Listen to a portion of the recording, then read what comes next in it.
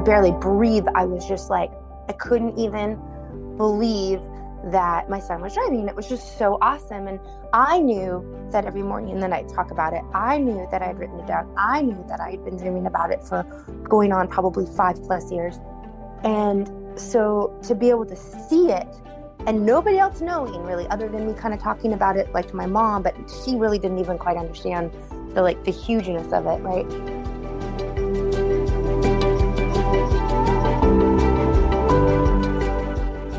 Welcome to the Miracle Plant Podcast, the show that inspires, promotes, and gives you a daily dose of inspiration from the people who have used cannabis to change their lives in extraordinary ways.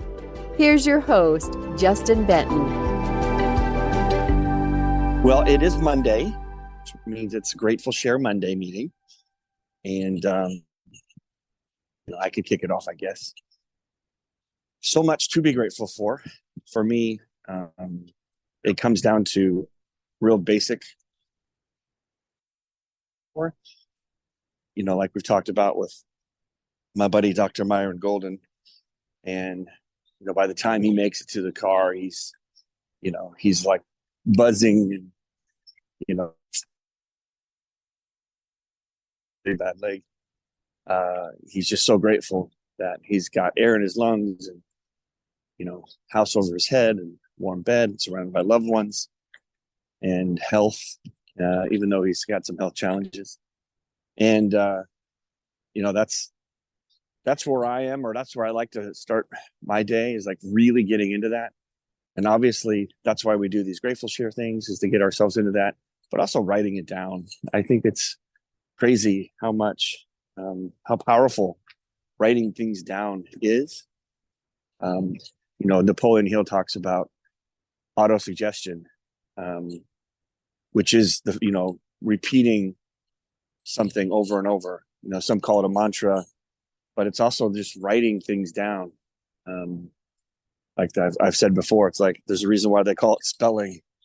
When you write things down, it's like the pen is your wand, and you can have anything that you want when you write it down, and you'll get whatever you want and attract whatever you want in life if you're focused on what you want. But the question is, what is it that you want? I know that we kid around with my oldest, Zoe, and I think we were in the kitchen the other day, and something about not knowing what she wants. And sometimes it's as simple as not knowing what she wants for food. But I was, have like ingrained in her, well, you can't get what you want if you don't know what you want. And there's this old cartoon I used to watch growing up, G.I. Joe. And it's like, knowing's half the battle, is what they would say at the opening credits. And it's so important to know what you want. And here's the other thing that I find, and now I'm talking to myself too, is like, look at all, and that's the part of the Grateful Shares, is look at all the things that you have that you wanted. Are you grateful for them? Look at all the things that you prayed for, you wanted in your life, and now you have. Now that you have attracted those things, are you grateful for them? And how can you be grateful for them? Is just to remember to remind yourself to look at all the things that you have in your life that you didn't have, that you wanted, and now you do have.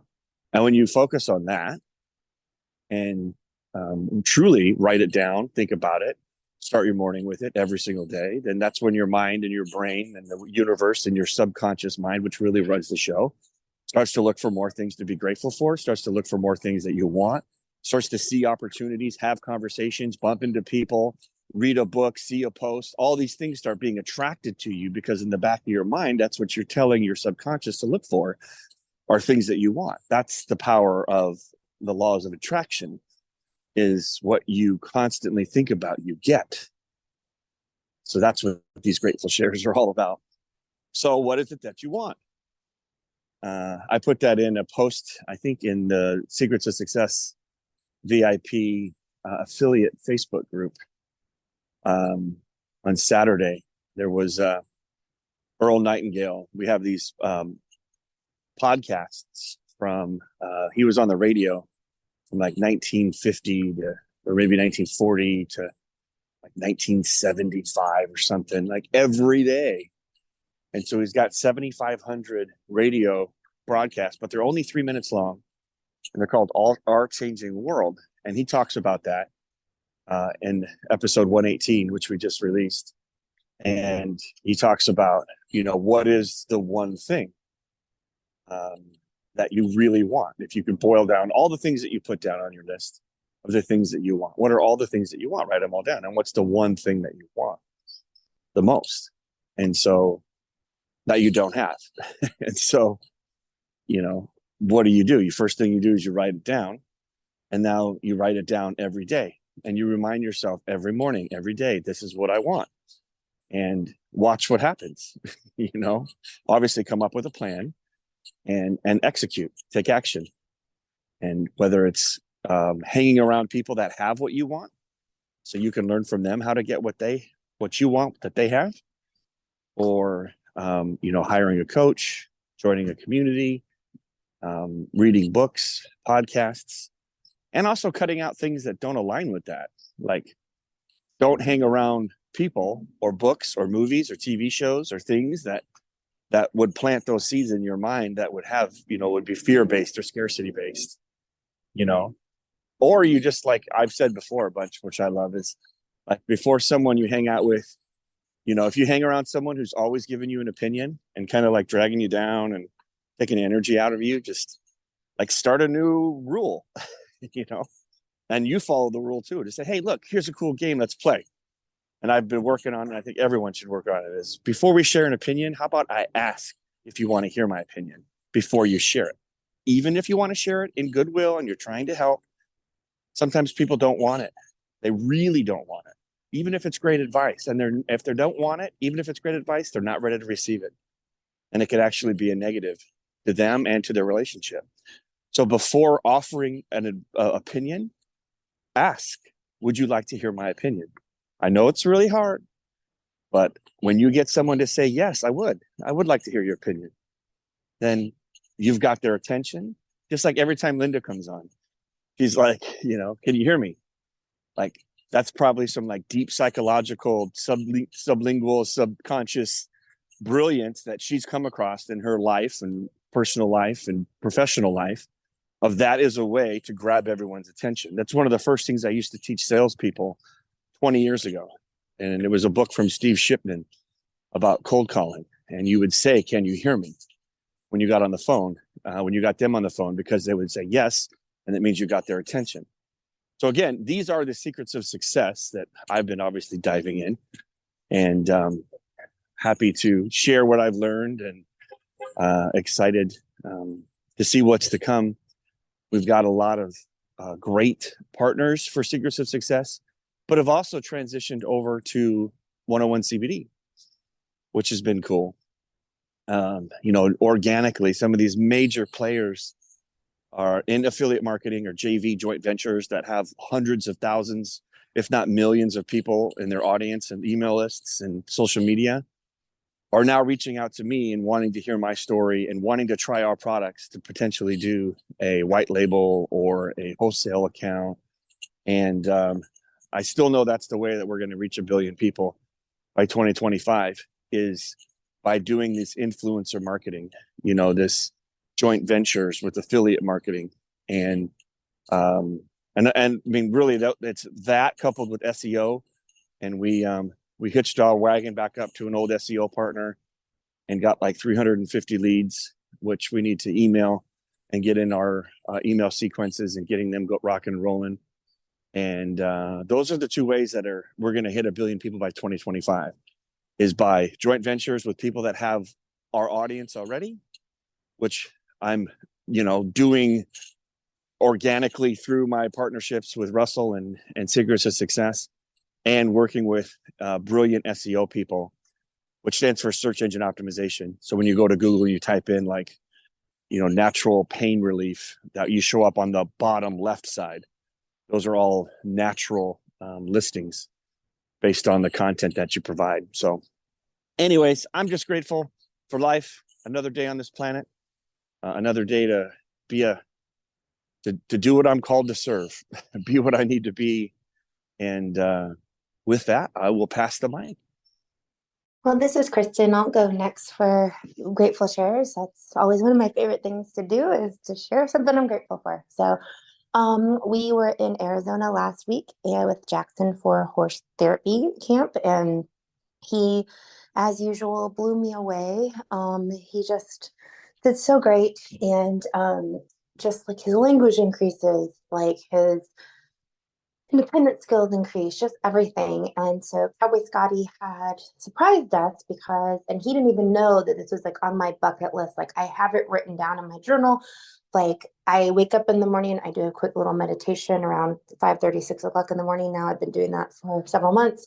And really, like I write down everything that I want in my life and I visualize it. And I'm truly trying to like believe it's going to happen. I really do believe it's going to happen. I just don't know when. Anyways, in my book, it literally says Jackson driving a golf cart, right? Because one of the things I want to do is we've been saving up to get a golf cart for him. And so we're not there yet, but we will be. And I want him to go around the neighborhood. And because a lot of the people in our neighborhood have a golf cart. And it's like I see it all the time for holidays. And I just have this like, oh, it'd be so cool if Jackson could have that. We could have him drive. Oh my gosh, that'd be so great. So then Cowboy Scotty did not know this, by the way. And he goes, okay, Jackson, let's go in the golf cart. And Jackson got on the passenger side. And then he's like, okay, mama, go on the other, meet us around the corner. And I'm like, oh, okay. So I'm just thinking they're, driving the golf cart, like meaning Cowboy Scotty is. And I come around the corner and it takes a second for my brain to like process it to see that it's my son. Like they did a switcheroo. Jackson has never, and I mean never, gotten behind a wheel in a golf cart, like ever. And so I can't even really even think of, we got to drive in one we were in the back, but never even in the front. And so like, this was like, it took a second. I'm like, wait, is my son driving that? And like, I grabbed my video and I'm like stumbling, just trying to get my video out. And then I'm like trying to like hold back the tears because like, I could barely breathe. I was just like, I couldn't even believe that my son was driving. It was just so awesome. And I knew that every morning and then I'd talk about it. I knew that I had written it down. I knew that I had been dreaming about it for going on probably 5+ years. And so to be able to see it and nobody else knowing really, other than me kind of talking about it like to my mom, but she really didn't even quite understand the hugeness of it. Right. And like, I am just like, oh my gosh. And he like did so good and he was so proud of himself. And so I am just so grateful for that. He is just, I mean, and then we did, I know this is like my, being on camera kind of proud moment of my kid. So like I played sports, but I played like tennis and dance and cheer and gymnastics. Right. And that's the kind of stuff I did. And a little bit of golf. And so my son, obviously, he loves swimming and surfing and horseback riding and just different stuff. But I've also always been in front of a camera or been on stage or something since I've been very young.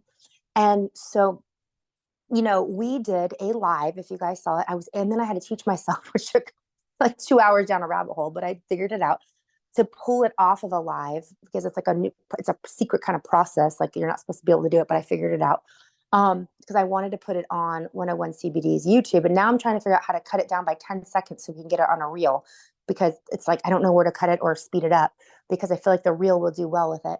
But anyways, my son did a live for CBD, 101 CBD, did a live. Okay. That means I have no idea what is going to happen on camera. I don't know what he's going to talk about. I don't know if we're going to do well. I don't know anything. I just trusted it was going to be okay. And if you guys don't get a chance, if you hopefully get a chance to go into our group for Heal the World, I am so stinking proud of that kid. I watched him and I was just like, oh my gosh, like we did that live. He was awesome in that live. And he blew me away. And I told him after, I'm like, dude, do you know you just did a live? Do you know you did that in one take? Do you know what kind of professionalism that is to do that in one take, kiddo? Like, if I get anything on one take, it's like never happens, like maybe 2, 3 if I'm lucky. To do that in one take, I was just so stinking proud. I felt like if I would imagine if like he played a sport I played, and I was thinking of Justin and like your guys' son playing baseball, right? Like to me, that was the same thing. Like he got that on one stinking take. So those are my amazing, like grateful shares. I am just so beyond grateful. I guess I'm so proud of him. So anyways, and I know, and you guys already know this, this would never happen without 101 CBD. Oh, one kind of sad thing was the scholarship that they gave us, the guy didn't pay. So that kind of sucked. So it's okay. I paid. And I don't know if you guys hear my son, he is singing in the background at our house right now. But it's called his opera singing. But anyways, he didn't pay, but that's okay. Maybe he'll give a scholarship for next year, but didn't matter because what we experienced was like completely priceless. So anyways, if you guys did not get a chance to see our live video, Jackson doing it for 101, oh, you have to see it because it's awesome. But anyway, that's my proud moment of a mom and grateful share. With that being said, it is the top of the hour, so we will get out there and heal the world however best we can. And so grateful for all of you, so grateful for this plant, so grateful for the opportunities, the relationships that this has led us to. And on the count of 3, let's say heal the world and get out there and do it. Ready? Here we go. Unmute your mics. 1, 2, 3. Heal the world. Heal the world. Heal the world. Heal the world. All right. Have an amazing All right. That's his favorite part of the meeting. Yeah, my favorite. Happy Monday, everybody. Make it a great week. Take care, everybody.